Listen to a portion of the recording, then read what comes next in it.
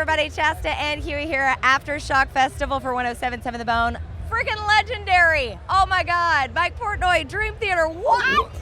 What? Nice to see you. Nice to meet you. Yeah, nice to meet you. Thank you. Thank you for being here. My pleasure. I have to tell you right off the bat, I feel so personally connected to you, and this is weird, but I got to tell you why. Because I am a classic rock DJ, like your father was a classic rock exactly. DJ. And I am raising a drummer. Oh, wow. And so it's like that's the my opposite. life. Yeah, I have a 9-year-old Wow. who is a drummer and a big Rush fan, Wow. might I add. So getting him into Dream Theater as well. But it's just kind of cool, like, knowing that backstory. I was just talking about my dad in another interview. Were you? I mean, that's how I got into music. When I was born, he surrounded me with all this music, and he was a rock and roll DJ, and I used to go to the radio station to do the radio show with him. Yeah. He was out here in California, in Carmel. Yeah, Carmel by the Sea. Yeah, Yep. exactly. Yep. And I used to do the radio show with him when I was a little kid. He let me pick the music and spin the records, and yeah. Do you have any of that, like, on tape anywhere? Oh, yeah. Oh, I yeah, would love to hear I that. have cassette tapes of it. Yeah, That's big time. so cute. Well, it's a great story, but it's probably not. I probably shouldn't tell it here. Oh, are you kidding? You're fine. All right, so I can tell it. You can tell anything you All want. right, We have so no rules around here. I was, 7-year-old kid. I don't know, whatever. And they used to have a thing on KRML about like signing in, and you'd have to read from the script. Yep. As the sun rises over this beautiful Carmel by the Sea, KRML. So I would have to read the introduction thing, and then my dad said, "I'm going to put a piece of paper in front of you, and just read what it says." So I'm reading the whole introduction, blah, blah, blah. And then at the end, Angie Dickinson gives great head. And I love your dad. And I had no idea what it meant, but my dad had me say that. This little 7-year-old boy saying that live on the radio. Now that's the tape we need to hear. Yeah, I probably have it somewhere. So what years were you at the radio station? This is around 73, 74. Okay, oh my God. Stephen Seaweed was there. I don't know about the timeline. Yeah, Stephen Seaweed, legendary Bay Area DJ who's done it all, was on the air for 44 years. When he retired, I took his position. Wow, okay. Yeah, so lots of love in the radio a lot of history world. with that station. Yeah, that's so cool. Yeah. That was my first taste of fame, actually. I remember calling up the operator to place a collect call, and I was like, collect call from Mike. To whoever I was calling, and the operator's like, "Are you Mike Portnoy?" Like, she recognized my voice. I was just a little tiny kid, and that was like my first taste of fame. That's cool. I have my son. He does like the imaging, so he plays like in between the songs. Mm-hmm. He's like 107.7 The Bone. When he's just a little kid, people love it, and it's just it's like that little moment. So your dad and I have something. Yeah, in that's common. awesome. Raising them right.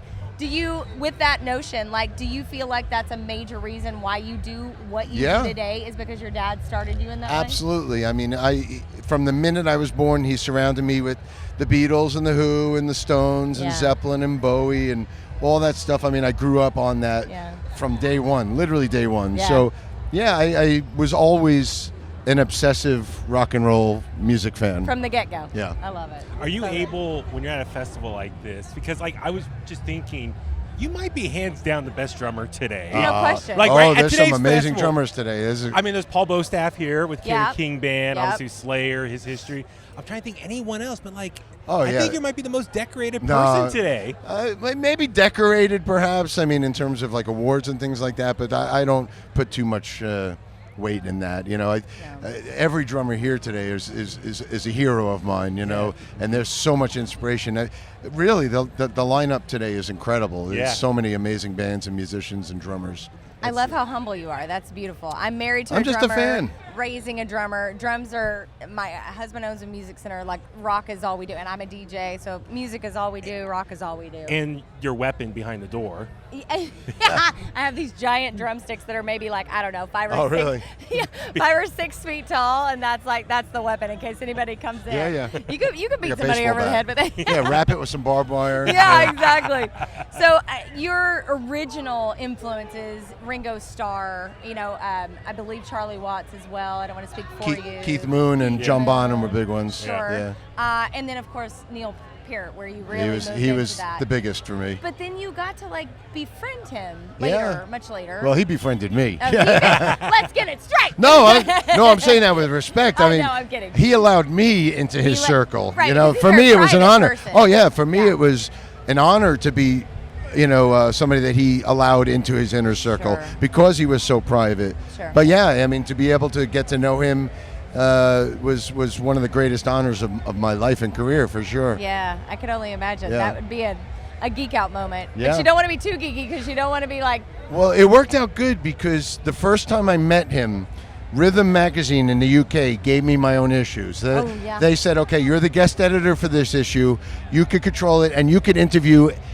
They wanted me to interview 4 of my heroes. Oh, wow. So I picked Neil, I picked Bill Bruford, Lars Ulrich, and Nick Mason from Pink Floyd. Oh, fantastic. So, and in any case, that was my first time meeting Neil, and it was under the, under the what's the word I'm looking for? Under the guise of an interview. Of an interview. Yeah. So I was able to go in there and ask all these really geeky fanboy questions. Because that was your job. Because that was my job. I would have been able to do that. Otherwise, he would have wrote me off immediately the minute I asked a question like that. Yeah. But the fact that I was able to go in there and fanboy out, and it was okay because that was my job. Your job for the It was day, awesome. And then luckily he liked me enough to stay in touch with me for the next 15 years. Wonderful. Yeah. That's so cool. Wow. Well, speaking of Bonham, just while I'm thinking about it, did you have a chance to check out the Led Zeppelin documentary from earlier this year? Oh yeah, of course. And just cool, just hearing his voice and unfound or newfound discovered audio of him talking. Yeah, and the surprising thing that many people don't realize about John Bonham is that he sang as well. Yeah. He was the second vocals in Led Zeppelin. So if you see live videos from Earl's Court 75 or 77, whatever, he's doing all the harmonies, which is a very unknown thing about him. But he was such a legendary drummer. I mean, he was just not with us. Both him and Keith, we lost them so young and so early. It's just a shame that we only had such limited time with them, That was probably my favorite. Was the end of that documentary where they're playing the audio for the other 3 guys, and just Plant and Page, and just seeing their reaction. They're just sitting there, and it's like they're hearing their friend's voice they haven't heard in decades. Yeah. And just that shot of going around the room, each of them sitting there smiling, especially Robert Plant, just smiling, hearing their friend's voice they haven't heard in a long time. So that was just really cool. Yeah. It just sounds like he was an amazing person to be around, and just a legendary drummer. Yeah, obviously never met him. I was 13 when he passed away. Yeah. But I know Jason, and Jason's always been great. And I met Robert Plant and Jimmy Page. I drank a bottle of Jägermeister with Jimmy Page, Hell yeah. which was one of the Oh my God, greatest. that's a highlight of your that was a life. career highlight for sure.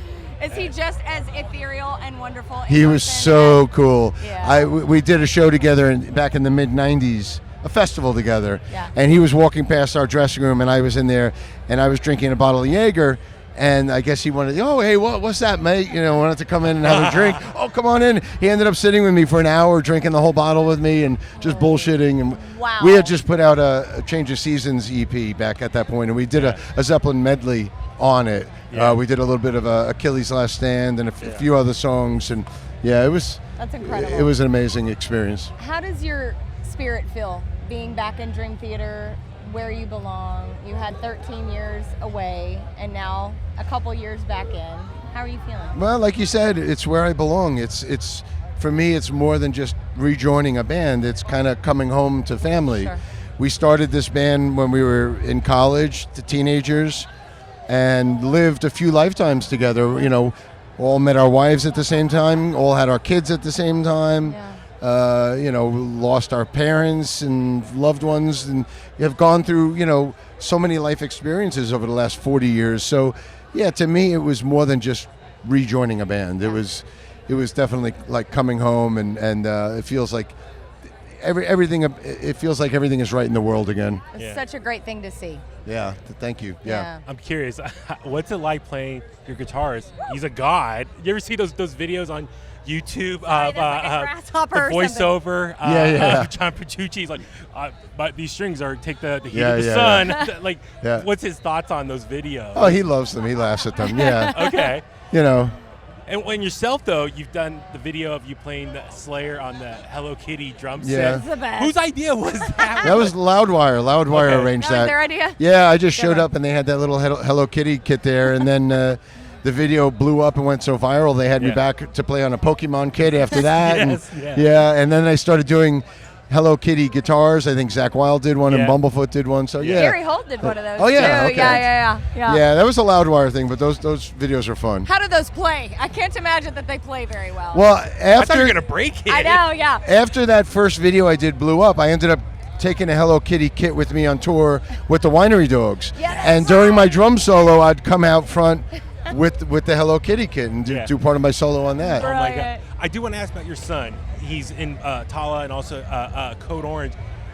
What's it like knowing your son is now out doing what you're doing, playing drums in a touring band? Now I'm doing what he's doing. This is my first time playing Aftershock. He's done all the Danny Wimmer festivals, but finally Dad gets invited to the party.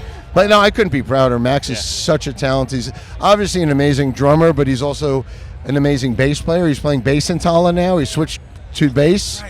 And he's just a great musician overall, and I couldn't be prouder. He's such a great kid and such a great musician. Couldn't be prouder. Cool. Do you guys jam together? We did when he was a kid. Yeah. Now, now that he's playing bass, I guess we could, because my wife plays guitar and my daughter sings. So we really could. There's a Partridge Family. There's a band right there. When COVID first happened and we got locked down, I wanted to do a cover of the Ramones' "We're a Happy Family." Oh my God. With me on drums, Max on bass, or me on bass and him on drums, and then my daughter singing, my wife playing guitar. But the three of them refused to do it, so I ended up filming and recording it with me playing every instrument. That's awesome. But they're in the video in the end. That so works out. But you should talk them into that. That's really fun. A family affair for sure. Yeah. So what's next for Dream Theater? I know you had the live album in Paris. We have a live album coming out in a couple months. This tour started, we're on our 40th anniversary tour. It started a year ago, last October. So we're rounding up a year with this, and then we're going to take a break for the holidays. And then after the new year, we have Asia and Australia and possibly another South American run. And at that point, it'll have been a year and a half since the tour began. So at that point, we'll take the rest of the next summer off. A little bit. And then start thinking of another album, but that's still a year away. Yeah. Well, we appreciate you coming by. I was so excited to be able to talk to you. My pleasure. And one of our favorite questions that we always end our interviews with, or we try to when we remember, is from the movie Almost Famous. If you're familiar. Wait, what? You have an Almost Famous tattoo? Oh my God, you are home, Mike! That's the most amazing thing. And my daughter has it. Me and my daughter have matching ones. Yeah. I may have to get that. I apologize to bite your style, but that's the coolest shit I've ever seen. Yeah. Okay, well then you know it well. In the last frame of that movie, the question is asked, "What do you love about music?" Everything. Right? You do know it. Yeah. Good man, Charlie Brown. I love it. Yeah. Wow, that is. I have to get a picture with your boob. That's kind of weird, but I gotta. Yeah, I love that movie. It's so great. I met Cameron Crowe. I went and saw Almost Famous on Broadway, and I went to the final show, and I met Cameron Crowe at the show. He's my hero. Tell me he's wonderful. He was incredible. In fact, I met him twice that day. I met him outside as he was going in. Hey, and I took a picture. Blah blah blah. And then after the show, we were waiting in the venue. To meet up with somebody, and he was like one of the only other people in the venue, so I got to chit chat with him a little bit, and it was amazing. Wow. I mean, I love all his films. I love Vanilla Sky. Oh, yes. Oh my God. And obviously, fan of his writing, Fast Times, and stuff like that. But he's my hero. In fact, he's probably a major reason why I do this 25 years later. One day I will get to meet him and say that. He was wonderful, so cool, so nice. And me and my daughter showed him our matching Your Home tattoos. That's so beautiful. Yeah. I love that. Well, thank you for being here. Yeah, That was my the highlight pleasure. of my day. All right. Thank you.